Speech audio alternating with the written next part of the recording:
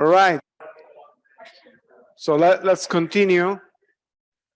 So we have Balt, who had to go back to Paris, and but he kindly agreed to give the talk anyway. So please, you have the floor or the screen. Thank you. Apologies for leaving you behind and not being able to give this talk in person. So I would like to talk today about quantum field theory in anti-de Sitter space, or QFT in AdS. And in particular, I would like to focus a little bit on renormalization group flows in AdS. So this talk is based on works that, 2 papers that are going to appear, hopefully really soon, and 1 paper from last year that has already appeared.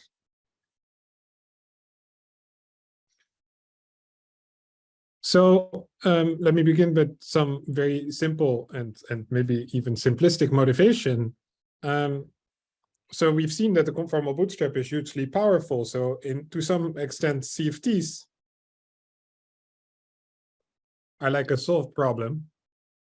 They, I think my iPad is lagging a bit, but I want to say conformal field theories are almost like a solved problem, or at least they are under very good control. And so with the CFTs out of the way, of course, if you look at the landscape of quantum field theories, you see the CFTs, they've been called the signpost. But what you have in between the conformal field theories are the renormalization group flows, for example, from one CFT to the next, or from CFTs to gap phases. So the natural question to ask is, well, can you actually use some of these bootstrap techniques to, say, constrain or solve RG flows? And then, of course, the natural next question is to ask, well, are there actually any conformal structures along an RG flow? So we can just use the same conformal bootstrap techniques that we use to constrain conformal field theories. So this is where QFT and AdS comes in, because, of course, as most people probably know very well from the AdS CFT correspondence, there is some conformal structures. There are some conformal structures that exist if you put the quantum field theory in anti-de Sitter space. So just a brief recap on AdS, just also to set some conventions that I'll be using in the later on in the talk. So anti-de Sitter space, I'm going to denote with small d the boundary dimensions. So I'll be considering d plus 1-dimensional quantum field theories. You put them in this hyperbolic Euclidean space. You can think of this space as some kind of solid ball with this metric, a radial coordinates that is non-negative, and some d plus 1-dimensional unit norm vector that span a d-sphere. And then this is the metric where you see that R is this radius of curvature. So it's important to realize that if my capital R goes to infinity, then I just recover flat space. So I think I have it on a later slide, but let me write that the Ricci curvature is like 1/r². So R to infinity is the flat space limit. And another nice coordinate system that I think almost everybody in the audience will know, is you just is one diffeomorphism away from this first coordinate system. That's this second coordinate system here. We have some coordinate z that has to be positive. You have some vector x, and then the metric looks like this, and pictorially spacetime looks like this. So the isometries of AdSD plus 1, AdSD plus 1 is a maximally symmetric space. It has an isometry algebra that's SOD plus 1, which is just, as everybody will recognize, the set, the conformal algebra in 1 dimension less. And indeed, on these vector x, which are typically called the boundary coordinates, these isometries act as conformal transformations. So for example, scaling, where you rescale x with a constant and z with a constant, it's a conformal transformation at the boundary. But for this metric, because there's a z² in the denominator, you see that it's a proper isometry. So then, how are we going to use this these conformal structures? Well, that works as follows. Let me consider a correlation function, first of local operators, let's say k local operators inserted somewhere in AdS, using this spherical coordinates in AdS. And then I'm going to send each of the points, each of the insertion points of these operators to the boundary of AdS. So it's going to send all the r's to infinity. Now, by cluster decomposition, you would typically get something that goes to 0 because the distance, all distances go to infinity. So I'm going to insert some exponentially growing factors, and I see that I have a typo, so let me fix that. So exponentially growing factors to offset the decay. And if I pick these coefficients here correctly, then I'm going to get something that is finite. And this finite thing depends, of course, only on the boundary coordinates. And this is how I'm going to define boundary correlation functions for any quantum field theory AdS. Now, these boundary correlation functions are nice gadgets. They are conformally invariant because they inherit the conformal transformation properties that arose from the simple covariance of this correlation function. And you can also argue that for any quantum field theory in AdS, there's just a state operator correspondence, basically by drawing exactly the same picture as people draw in flat space. So you have some state psi at some, say, spatial slice of AdS. Here, I drew it in Euclidean signature, but of course you can weak rotate the whole picture. And then you can move this state backward in time, evolve it backward in time until it starts to become localized at a very small patch, in fact, an infinitesimally small patch. So you're going to identify that with an operator in a boundary operator in the theory. So in that sense, there's a bulk state boundary operator correspondence. And on basically general grounds, you can argue that that then implies a convergent conformal block decomposition of these boundary correlation functions. And therefore, these correlation functions are amenable to bootstrap analysis. So in fact, the only thing that makes these boundary correlation functions different from CFT correlation functions is that there is no stress tensor among the spectrum of boundary operators. And if there's a global charge, there's no current. So in all other respects, they are proper CFT correlation functions.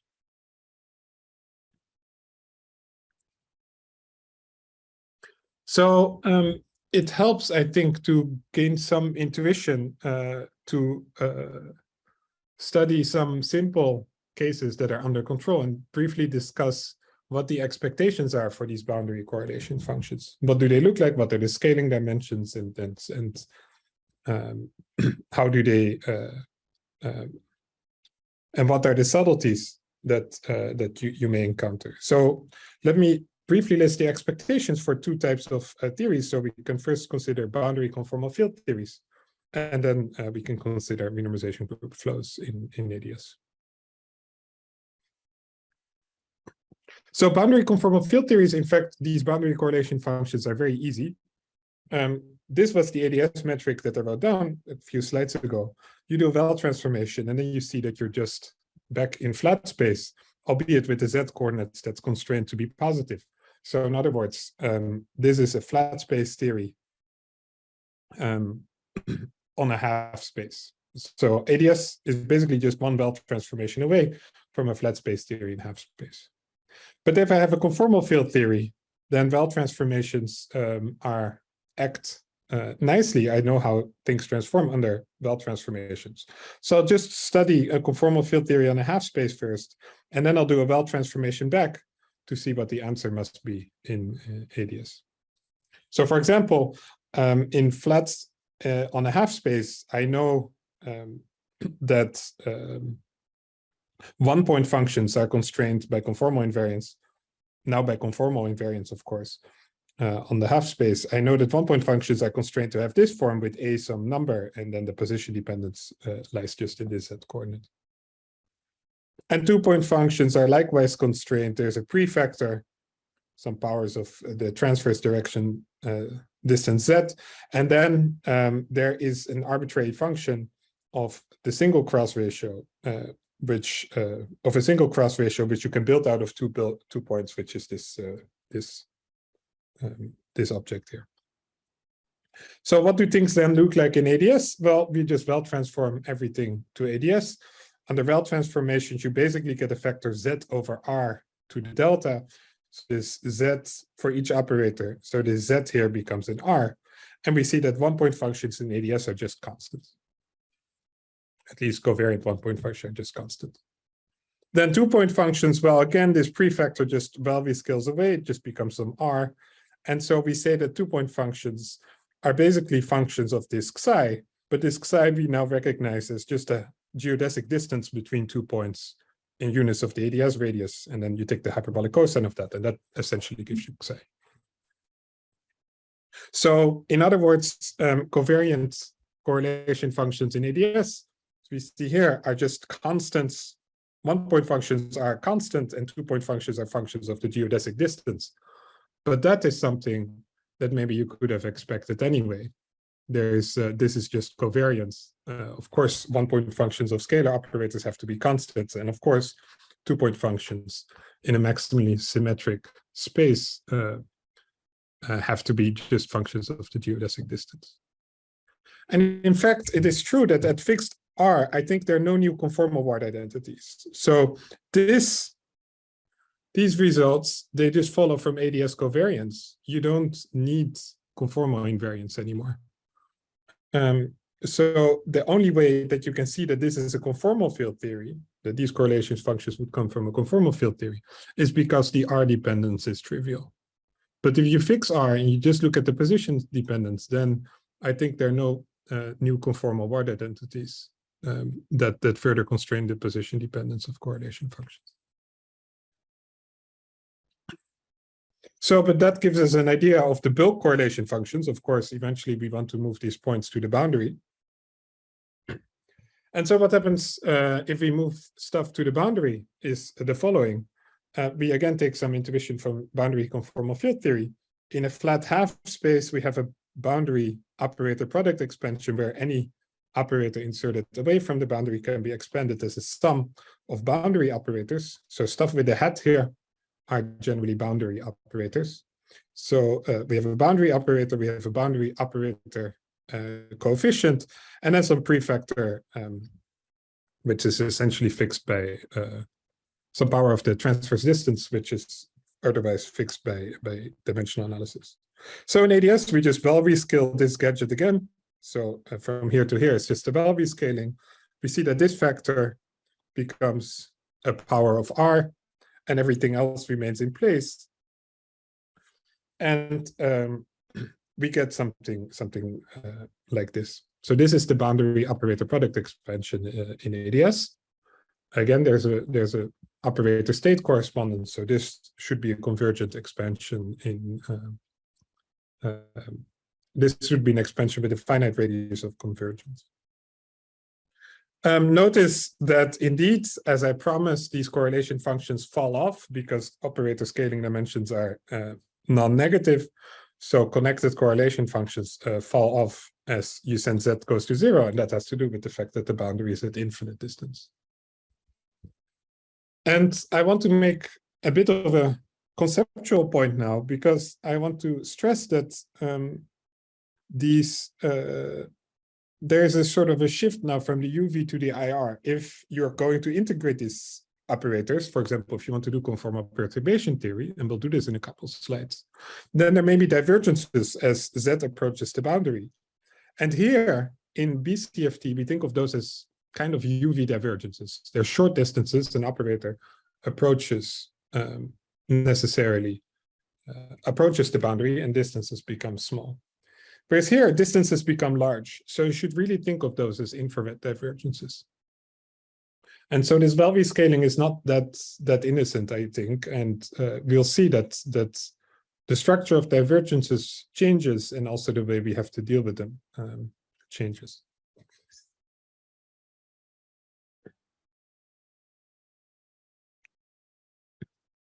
Okay, this was my brief introduction following BCFT and what it gives for correlation functions in AdS. I guess there are no questions. I can't really see anything. No questions so far? Okay, great. Let me change a little bit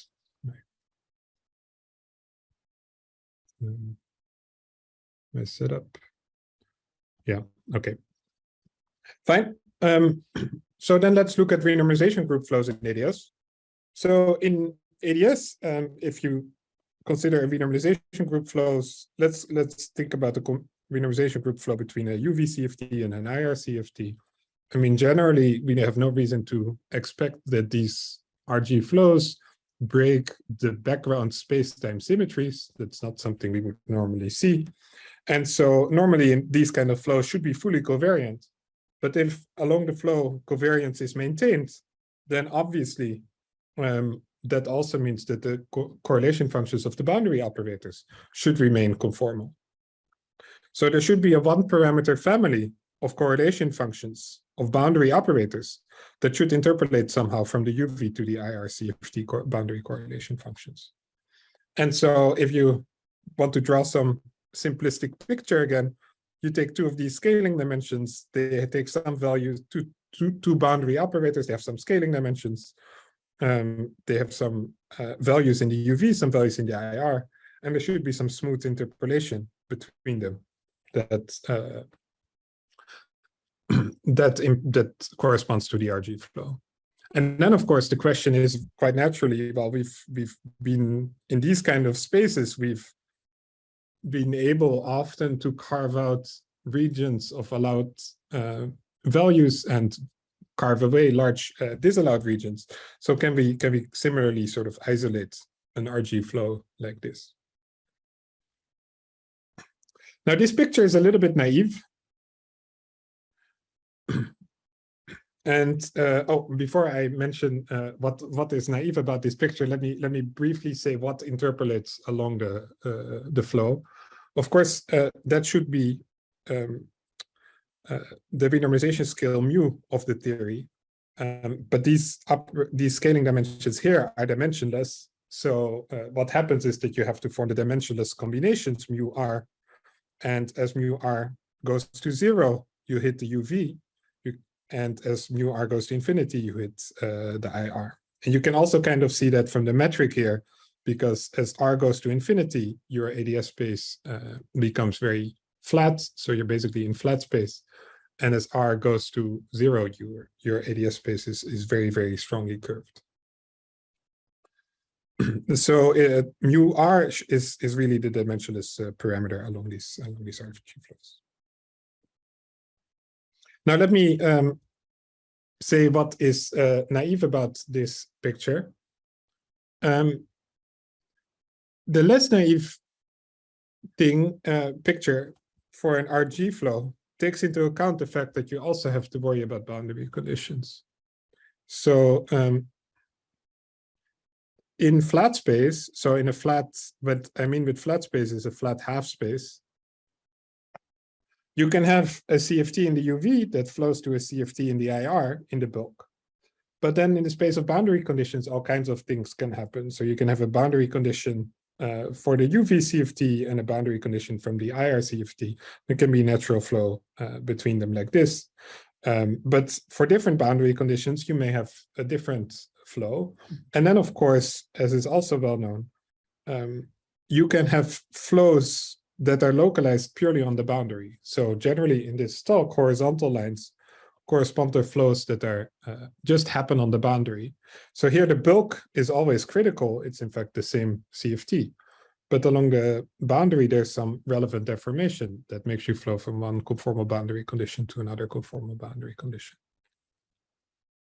And so in principle, for example, here in both the UV and the IR, there's a relevant direction on the boundary. And so you may think that the most natural flow is like this, but without further tuning on the boundary, you switch on your boundary relative flow. And so your most, your non-tuned flow would actually lead you to this second boundary condition. So you have to worry a bit about couplings on the boundary and their beta function and the tuning possibly the tuning of these boundary couplings. Now in AdS, I think something else happens, and it's in some sense nicer than what happens in flat space. So in AdS, my claim is that there's a natural flow from a UV to an IR CFT plus boundary condition. And that's the flow that retains covariance in AdS. And the reason for that picture is that I believe that if you have boundary flows in for QFT in AdS, then these are not covariant. And I'll give you an example of this in a second. So these flows, these black flows here, they don't retain full covariance. So also your boundary correlation functions are not conformally invariant. And so in that sense, if I want to retain bulk covariance, if I want to retain boundary conformal invariance, then I can say that the boundary in that sense follows the bulk. The boundary couplings are fixed by demanding covariance along the entire RG flow. And if you start playing with the boundary couplings, then you generally break AdS covariance.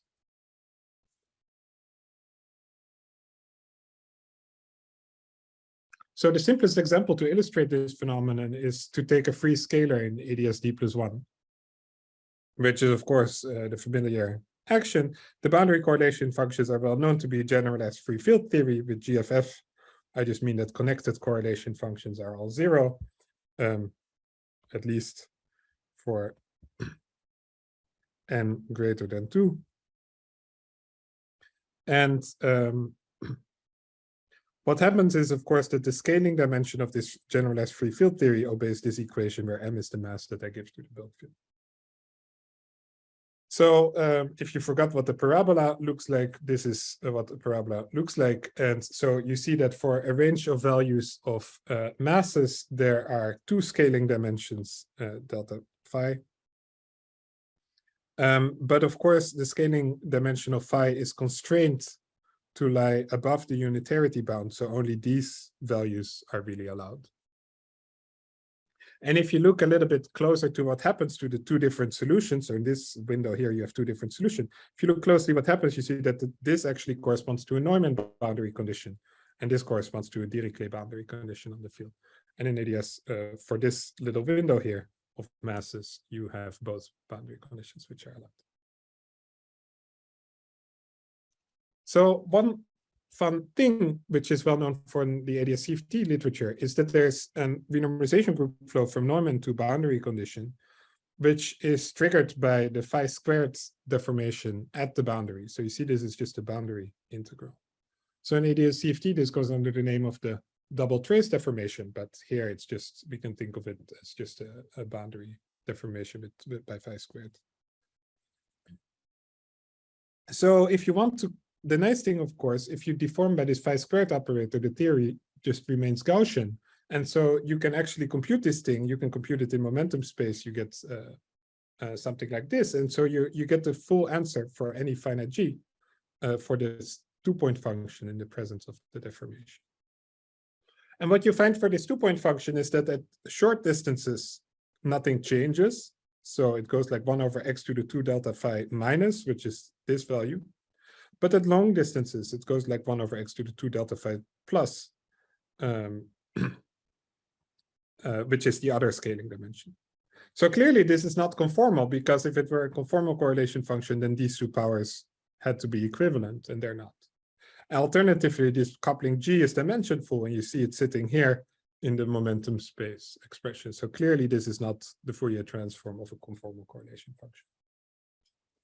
So if this is not a conformal thing, then it's clear that covariance is somehow broken. These boundary correlation functions don't obey, are not conformally invariant, and so AdS covariance is broken by deformation of this form.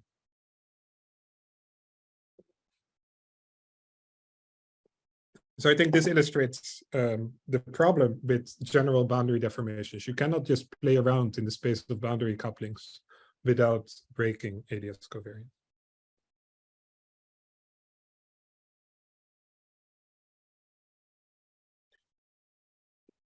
So then what happens more generally it's also interesting to ask to do a little bit of conformal perturbation theory and see what happens more generally with the divergences. How do you have to cancel them in order to retain covariance? So let's take a general bulk flow and analyze the boundary terms. At least, I mean, let's just do something simple and stick to first order. So we start with the BCFT. I should say plus a Balt transformed BCFT. So I can also say BCFT in AdS. I think that's the best way of putting it. And then I'll add the relevant bulk deformation now. So I'm going to compute some perturbed correlation functions like so, where I'm integrating over AdS, metric determinant because I'm in curved space, and some deforming operator with some coupling lambda.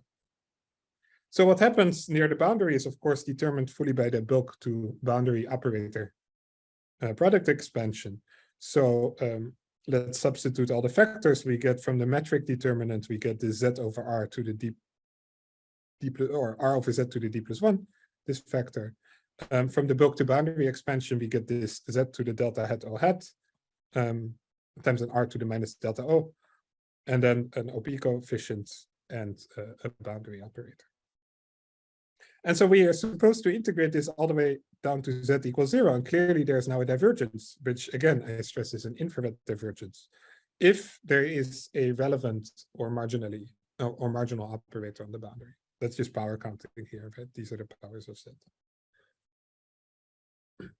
And so you have to fix this infrared divergence somehow. And then you can take just a page from the holographic renormalization book and say, well, what's a nice way and covariant way to regulate and then renormalize this divergence? That's as follows. So you cut off the z integral at z equals epsilon. That, of course, regulates your infrared divergence. And then you can add a nice covariant counter term, which is just the same operator. It's exactly the same bulk operator, so there's no boundary operator here. Integrated over a boundary slice at z equals epsilon. And if you do that properly, of course, you have to integrate, insert a factor of the induced metric at the boundary. So the induced metric at z equals epsilon is just this. So z over r to the minus d. And so you see that's exactly 1 power down from this divergence, but here you have an integral, here you don't, so you have exactly the same type of divergence. So there's no need to insert here any extra additional factors of z. You just have a nice covariant expression. The only thing that's different is that you need one little prefactor, dimensionless prefactor to cancel exactly the divergence. So this is the covariant counter term, and this is the term that you can add in order to retain, at least to first order in perturbation theory, full covariance of your correlation functions, both in the bulk and then also conformal invariance of your boundary correlation functions.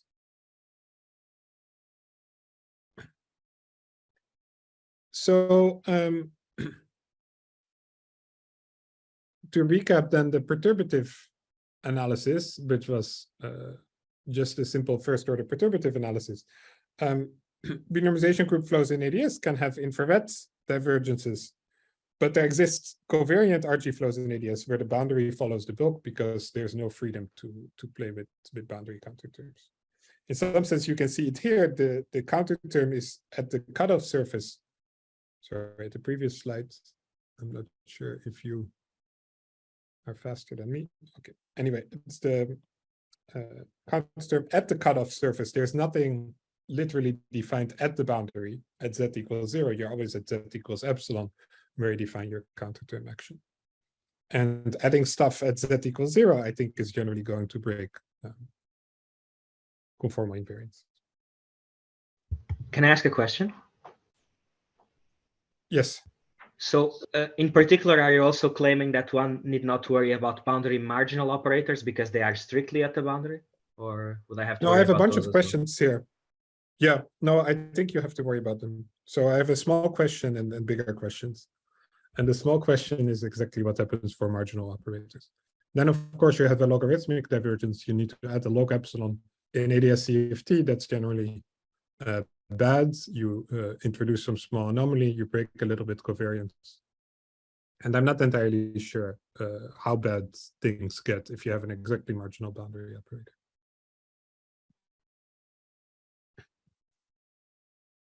So of course, this would be a nice picture and a nice claim. So in the rest of the talk, I would like to briefly discuss some perturbative checks and also some attempts at the numerical bootstrap of a binominalization workflow. Before I do that, and before I pause for questions, let me mention this statement, which is more generally the idea that AdS should be a box. And it finds some kind of origin in this paper by Kalla and Wilczek, perhaps, that they say that it's sort of the first paper where they considered quantum field theory in hyperbolic space that I know of. They say constant negative curvature provides a very convenient infrared regulator, which is in direct contradiction with what I say here. But I still think I'm right, despite these people maybe having a little bit more of a reputation. And I think the problem with their paper was that they noticed that correlation functions would fall off exponentially with distance, which is true because we've seen that they fall off with powers of z, but power of z means an exponential in the distance because there's this exponential factor or hyperbolic cosine between powers of z and the AdS distance. So indeed, correlation functions fall off exponentially fast with distance, but generally means that if you integrate stuff, then you shouldn't find any problem because an exponential fall off is very quick. But then a few pages later in exactly the same paper, they mention that, oh, it's actually true that spheres have in AdS have an area that grows exponentially with distance. And so if you transform your integral to radial coordinates, you clearly have two competing exponents. But somehow their observation a few pages down the line does not make them correct this which I extracted from the very first sentence of their abstract. So I think that's exactly where they go wrong, and that's also why I believe they're just IR divergences.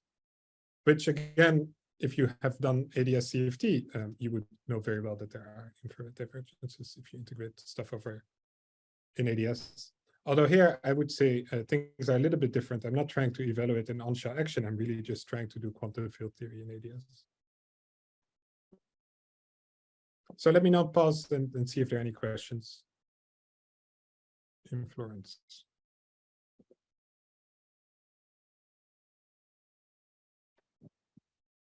No questions. Okay, thank you.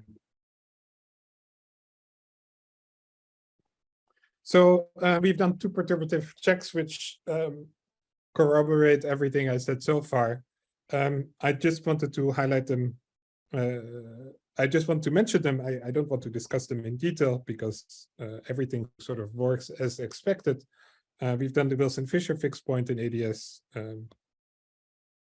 AdS d+1, where d is 3 minus epsilon. And we have also considered the minimal models in AdS. So one thing that I found a little bit surprising while we were doing these perturbative checks is that maybe it should not be that surprising, but if you take 2-point functions of bulk operators, you get logarithms of this form, where logarithms of the dimensionless distance, and then you get logarithms also of your RG scale times R times the AdS curvature. And so when we normally do normally we get rid of these logarithms. Well, so let me first say these logarithms can get large, and if they are large, perturbation theory is no longer valid, so that's a problem. And normally we get rid of that by renormalization group improvement, by just resumming these logarithms. But the renormalization group, of course, only resums those guys using the RG, using basically what I call the Collins-Zemanczyk equation. But here there are two types of possible large logarithms. And so the RG improvement is of limited use. You cannot always resum your large logarithms with an RG analysis, which is a little bit funny, but so be it. There are certain limits that are not easily reached in perturbation theory. so that's one side comment. If you look at the minimum models in AdS, actually, there's an interesting story there in flat space,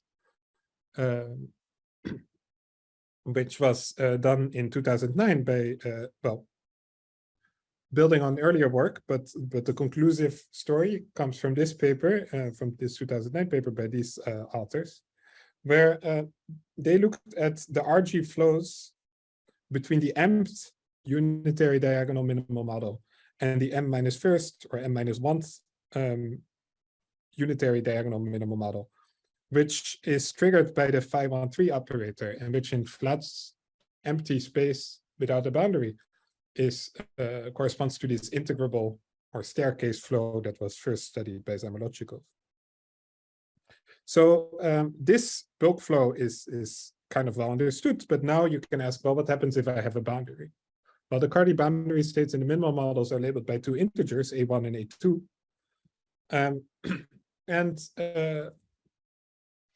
And these authors analyzed sort of the space of boundary conditions and RG flows that have to do with this bulk flow, but also with the corresponding boundary flows. So I should say that at large M, delta of the phi 1,3 is basically 2, so it's almost marginal, minus something over M. So it is a marginally relevant operator. So the flow is very short, and you can analyze things in perturbation theory. But that also means that for general boundary condition, there's a boundary operator. So let me give it a hat that typically denoted psi 1,3, which is dimension 1 minus something over m over 2,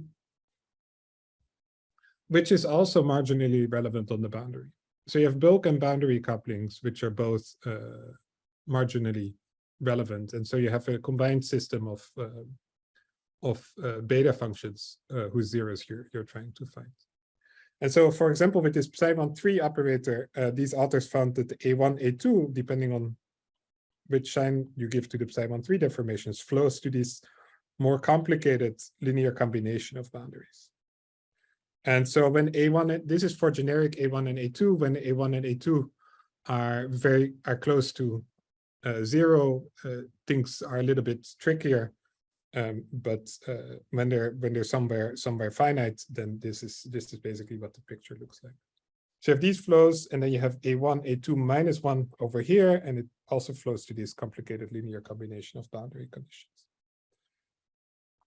And then they try to analyze what happens for A1, A2 if you just add a generic bulk deformation. But generally what happens is that you generate a boundary deformation, and for some reason your fixed point is there's no longer a finite fixed point in the boundary coupling. So the boundary coupling tends to run away, and so this flow is not under complete perturbative control. Nevertheless, these authors are very clever, and they did a more detailed analysis. They found that there's a perturbative flow here, there's a perturbative flow here, and then they used all kinds of other tricks, including topological defects, to say something about the boundary condition here, which they believe is A2 minus 1, comma A1. And then everything sort of fits into a pattern where you have A1, A2, A1, A2 minus 1. And here the indices are flipped, but you have a minus 1, so it's A2 minus 1, comma A1. And you have the same pattern here. And you flow, you can build, of course, an entire web of RG flows in the bulk and in the boundary. So it's quite a rich and somewhat complicated picture. And I think that in AdS, the picture is much simpler based on some preliminary analysis or some partial analysis that we did in a paper that's hopefully going to appear soon. We believe that the AdS picture is just this when it comes to the covariant flow in AdS. A1, A2 goes to A2, A1. And everything else is not covariant, and therefore, according to me, of a lot less interesting than the covariant flow. So the the reason we believe this is true is because at large M, we worked in conformal perturbation theory, and we checked the boundary spectrum, the spectrum of boundary operators, which are also labeled by two integers, psi rs. And we see that psi rs in the mth minimal model goes to, at least when it comes to the scaling dimension, goes precisely to psi sr in the m-1th minimal model, which is exactly what you would expect. So that we understand that the spectrum of boundary excitations in the m-1th minimal model. And from that, we deduce that A2, A1 has exactly the right spectrum to fit what we find from perturbation theory. So we believe this is indeed the conformal boundary condition. And so it's not A2 minus 1, A1, it's a completely different boundary condition. But I see no reason why the bulk and the boundary, the flat space and the AdS flows, the covariant AdS flows have to be related. So I don't think there's a contradiction between this and this statement. You would, of course, naturally say, well, why did you start with the boundary spectrum and not the one-point functions? Because if you determine all the one-point functions perturbatively, then you have just fixed. If you determine all the one-point functions, then you just have fixed the boundary conditions. But the boundary conditions, the one-point function analysis is actually remarkably subtle. This has to do with the fact that if you can easily compute the perturbed one-point functions, that would just be a two-point function which you integrate, but that does not give you the correct normalization. So what you have to do here is actually you have to determine the infrared normalization of your operator properly, and therefore you're supposed to integrate to compute the corrected two-point function, which is the integral of a three-point function, and those would be three bulk operators, which we found quite complicated. So we didn't do that, but instead we computed this boundary spectrum, which works very well. Balt? Yes. So the A1, A2, A2, A1 are the starting and ending point of the flow, right? Yeah, it's A1 in the M and then M-1. So can you identify also the intermediate theory? I mean, it's a non-conformal theory. I think it is just what it is. It's just the bulk from theory. From the boundary is perspective? The bulk theory is this. It's a bunch of minimal models with some.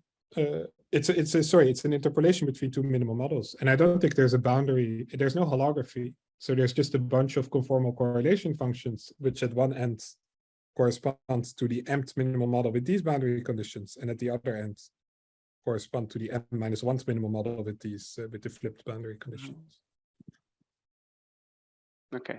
And so yeah, we believe that this operator smoothly goes into this operator. Maybe I can say one more thing, which is that at the endpoints, you have well, you're just one Belvy scaling away from boundary conformal field theory. So you have in particular Virasoro symmetry. And so at the endpoints, you have your boundary spectrum organizes itself in Virasoro multiplets. And you only have a few boundary operators, but in between, along the flow, you don't have Virasoro symmetry. So your boundary spectrum is not integer space. Thanks.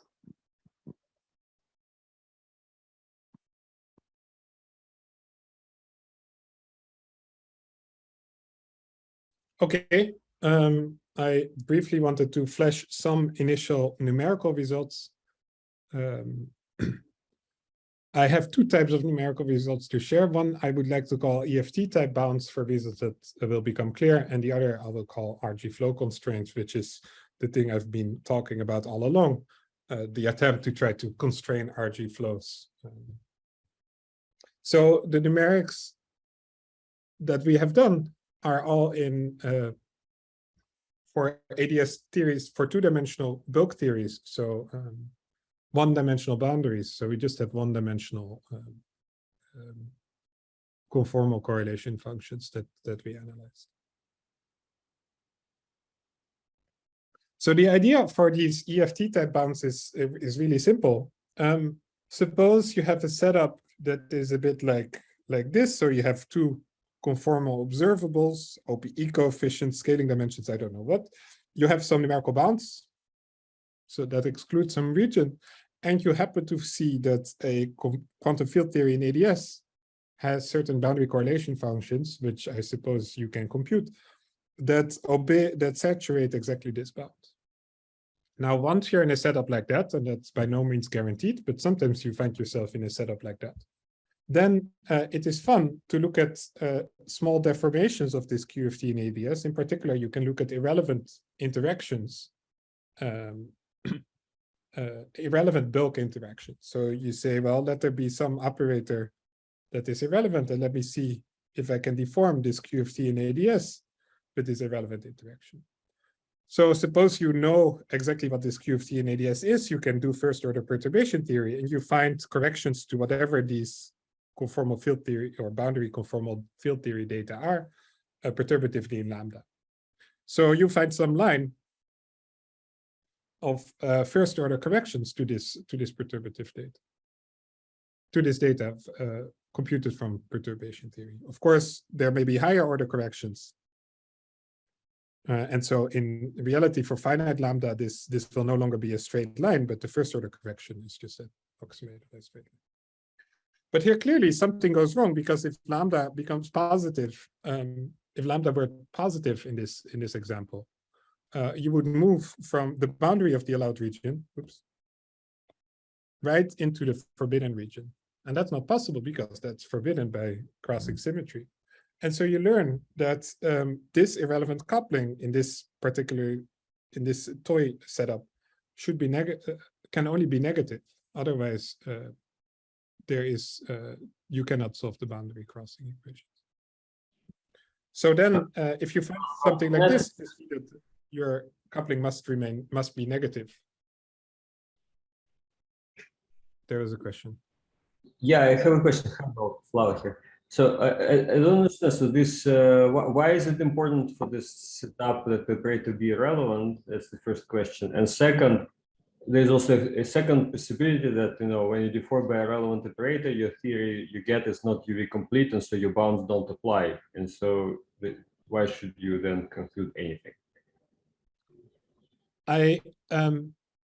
The first question is very good, and the answer is that we have just so far been able to constrain irrelevant operators, not relevant ones. But yeah, in principle, you might also say, well, suppose I take phi squared, the scalar field theory in AdS, and I switch on a phi-4 coupling, then I should see that phi-4 coupling can only be positive. I mean, there's some subtleties because of the AdS curvature, but essentially you want to say that my phi-4 coupling can only be positive. Otherwise, my potential becomes unbounded from below. And in that sense, I could also, in principle, constrain a relevant interaction. But we didn't find numerical evidence for that. We found evidence for, we only found numerical bounds of the type that of this particular type, this sign bounds, sign constraints for irrelevant interactions. So your second question is more like, so suppose this QFT in AdS is 2D easing, which it's going to be in 1 or 2 slides. And this interaction is going to be the TT bar interaction. Then what I'm studying is the space of all RG flows that end on the 2D easing model.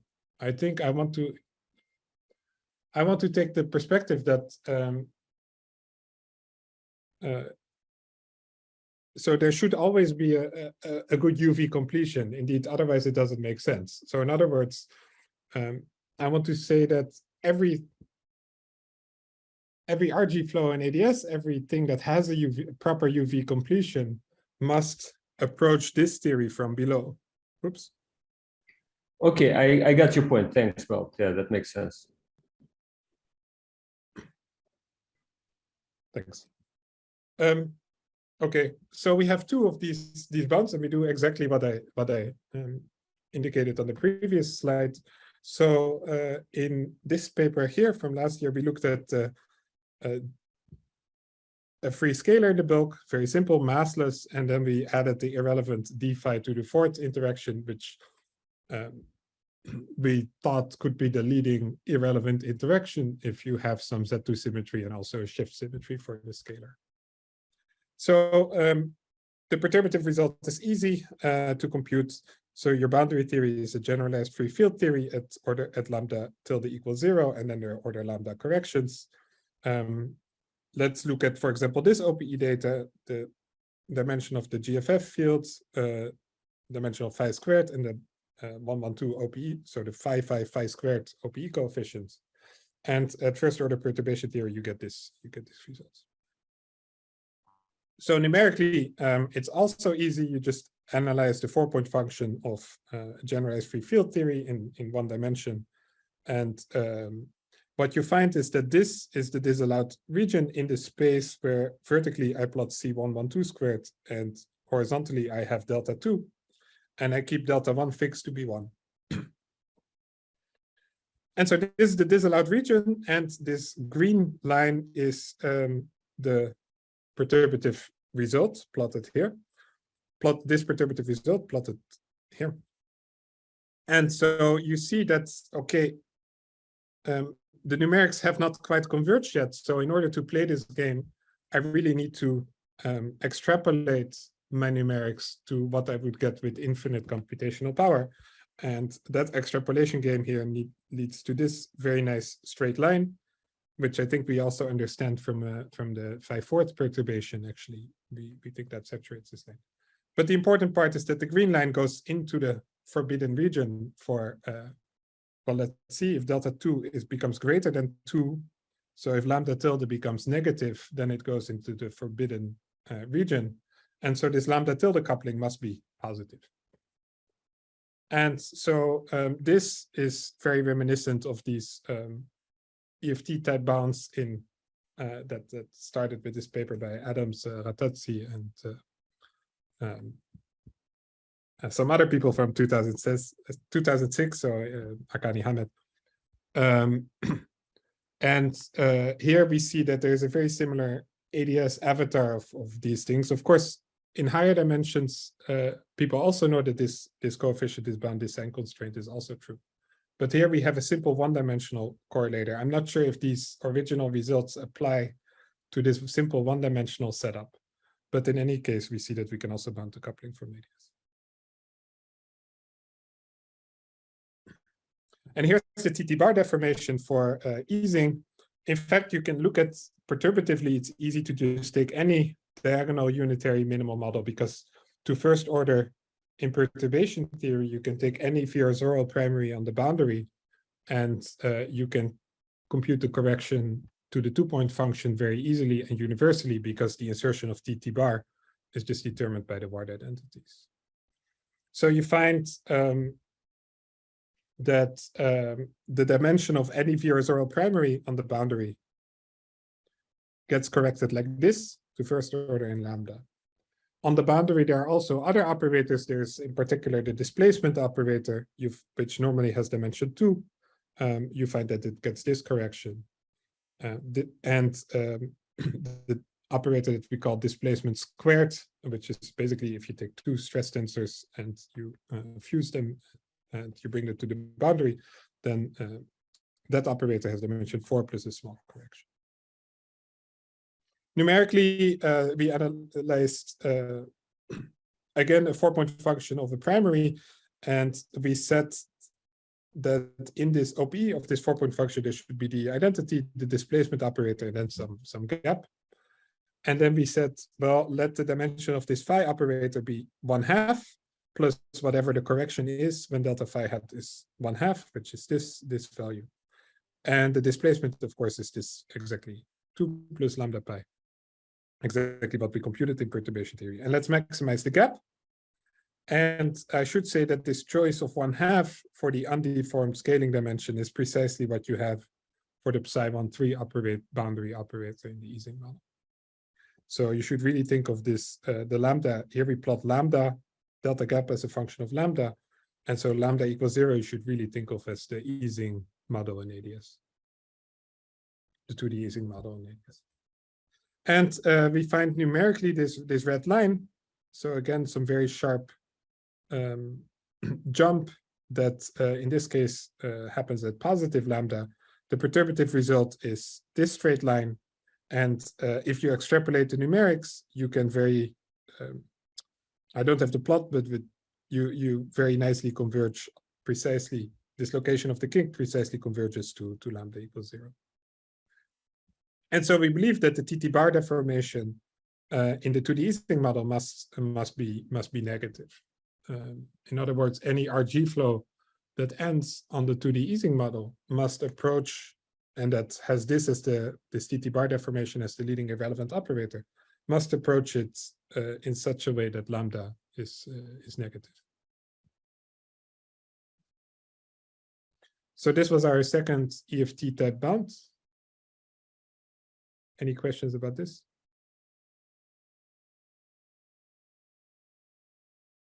I should say that this sign of lambda has somewhat been has been analyzed in a paper that I sadly forgot. You can ask me afterwards, but it was analyzed basically using the partition function for this people play. It was someone playing the same game, the usual game for the partition function for the finite TT bar deformation, and seeing that it only made sense if this lambda was negative. So the sign for the sign was known for the people who study the full TT bar deformation. But I think I get a more, yeah. So can you tell us which assumption go in this plot?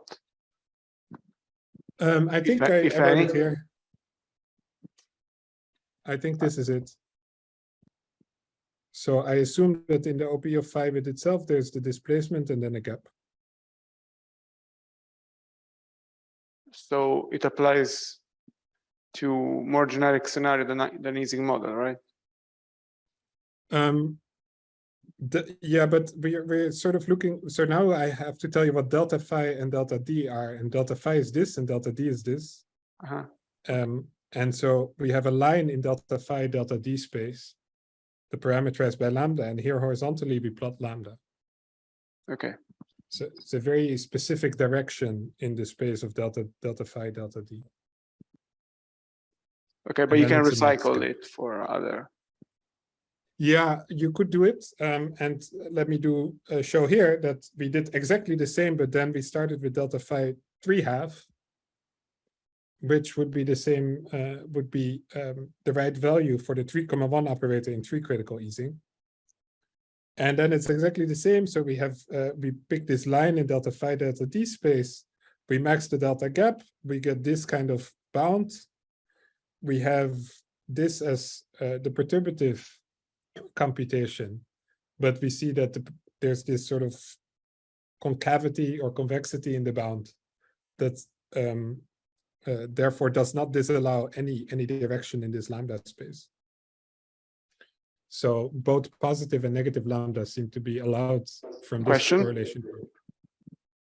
Yeah, so along that same line of how if it goes beyond Ising, so we showed in flat space that any 2D CFT that has no operator between dimension 2 and 3 has to satisfy this bound. I don't know if that's something you can reproduce here. Has to satisfy this lambda less than 0 bound? Yeah, the sign of the TT bar has to be the same as the one that integrability people like. Right. I think that's exactly, we're reproducing exactly that. Yeah, but we have to assume that lambda is the leading, that this is the leading irrelevant deformation. Yeah, so in our case, it was only important that there was no operator between dimension 2 and 3. So if there was one between 3 and 4, it was okay, because somehow the way, I mean, yeah, the way we got it was by looking how it affects the equation of state in a thermal state, and there the TT bar operator kind of, because it's in the identity multiplet, it entered linearly, whereas other operators enter second order in conformal perturbation theory. And so thanks to that, it's able to compete with operators of dimension 3. Okay, we might, yeah, here, that might be that's definitely a stronger result than I was claiming so far. I am not entirely sure if we can also exclude, if we can generalize our results to include the claim that you're making. For example, the dimension of the displacement operator, because the displacement operator is basically the stress tensor, will at first order only get corrections from things in the VRSR multiplet as well. But I would have to think if that if we can then work a little bit harder and see that operators whose dimension are below 2 and 3 are also don't contribute at this order.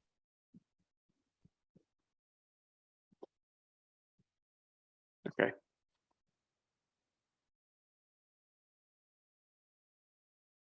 Nice. Maybe yeah, maybe you should contact me afterwards. Send me this the link to your paper. I'd love to read it. So yes, I think this sign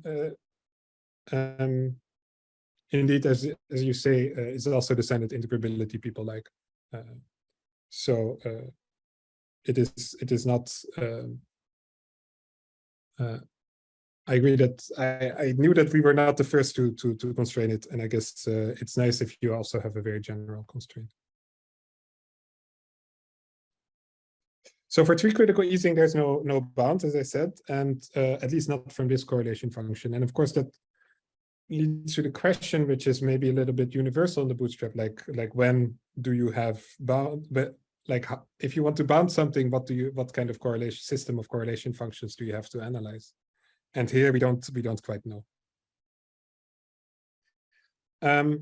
I think I'm running a little bit out of time, but let me briefly flash some analysis that we did for an RG flow. We looked at the minimal model flow from the tree critical easing to the easing model in AdS2. And we looked at these boundary conditions. So we have the 2,1 going to the 1,2 boundary conditions.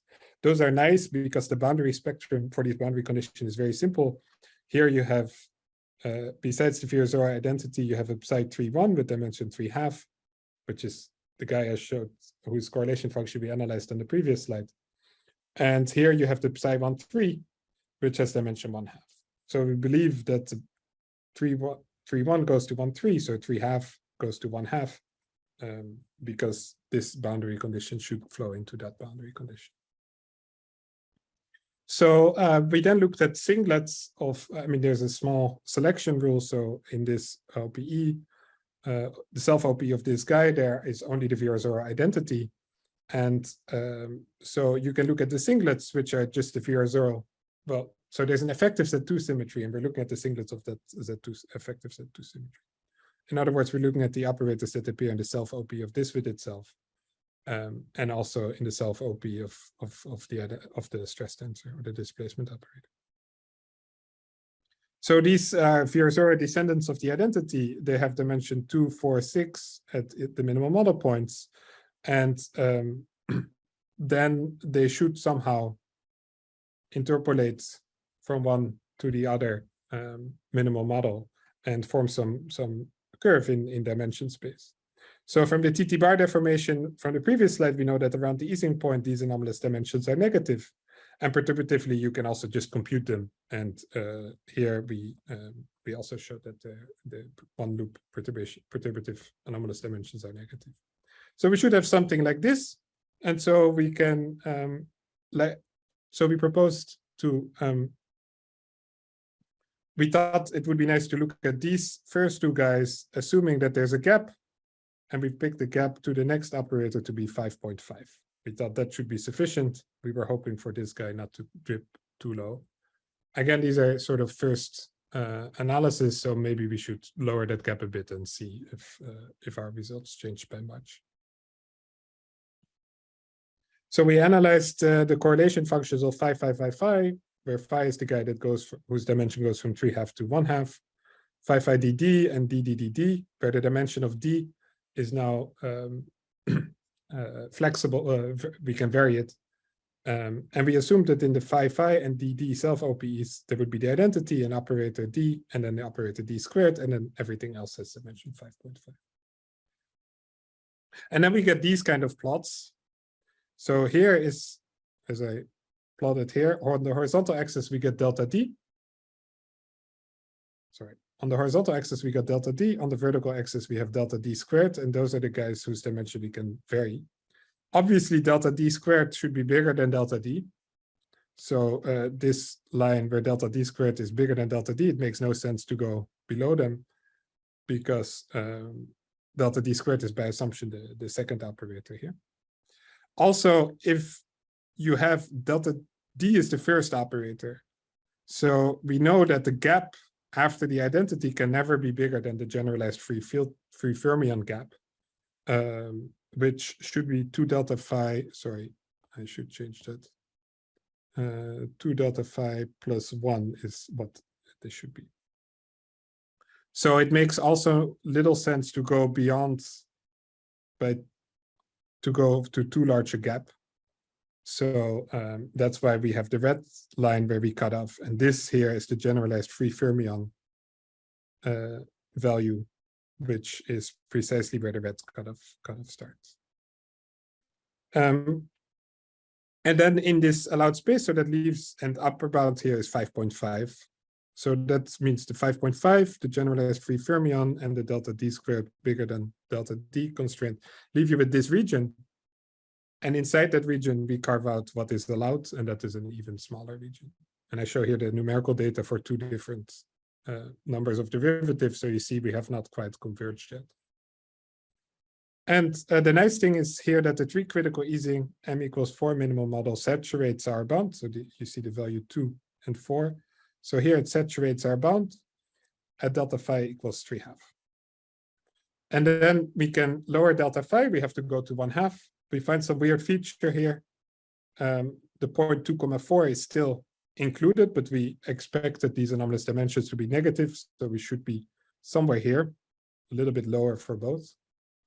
And we decrease further. I still keep plotting the 0.24, but we should really probably be somewhere below it. And perhaps we're at this kink. We're at this dip. I don't know that.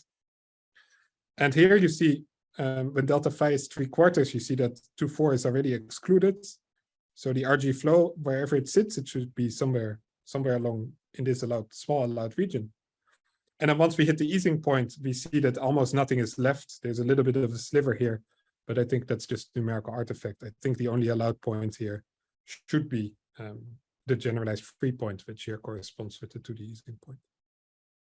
So this is our first attempt at bootstrapping an RG flow. The RG flow between the minimal models. It's interesting that we find this feature here. I don't quite understand what it means yet. There's one thing we do understand, which is the perturbative result here, because the 3 critical easing has, of course, 2 relevant deformations. And you can tune a linear combination of them such that delta phi remains 3/2 to first order in perturbation theory. And then you find a nice match here. And so that says that these linear combination of relevant deformations can have either sign because it precisely is tangent to the numerical bound. So that's the one little thing we do understand. But then, of course, it would be nice, we'll in the future make some more precise matches with perturbation theory, also sort of in between these values of delta phi. But this is the initial numerical results, and now I think I should really stop. So I think QFT AdS offers a nice and promising way to constrain RG flows. I think it would be nice if we can more systematically understand when to get these EFT type bounds. Now it seems a bit like a coincidence.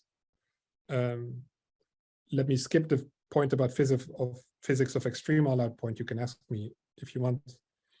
There have been other analysis of QFT and AdS. There's been large N analysis. There's been Hamiltonian truncation analysis. It would be very nice to combine different methods. And for example, see if the large N results can be found in the numerical bootstrap, and then slowly decrease N and see if we can say something with numerics that in a regime where large N perturbation theory is no longer valid. And then finally, there's something I have not talked about at all, but that's the flat space limit. For gap theory, you would expect all the scaling dimensions to become large, and then you should be able to make contact with the S matrix bootstrap. But that would be an entirely different talk. So let me stop here. So thank you.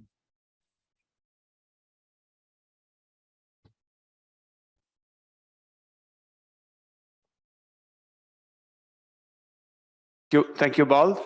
Do you understand the bumps that you have in the lower branch of your bounds?